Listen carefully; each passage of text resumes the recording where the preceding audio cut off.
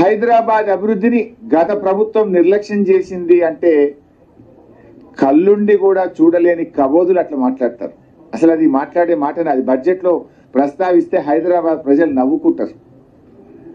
ఇవాళ చంద్రబాబు నాయుడు గారు ఆ మధ్య మన ముఖ్యమంత్రి అయిన తర్వాత కూడా హైదరాబాద్కి వస్తే ఏమన్నారు, నేను అభివృద్ధి చేశాను, మొన్నటిదాకా పనిచేసిన ప్రభుత్వం నాకంటే బాగా చేసింది అని ఈ రాష్ట్రానికి ఉమ్మడి రాష్ట్రానికి ముఖ్యమంత్రిగా ఉన్న చంద్రబాబు నాయుడు గారు కూడా కేసీఆర్ గారి అభివృద్ధిని ఆయన కొనియాడారు.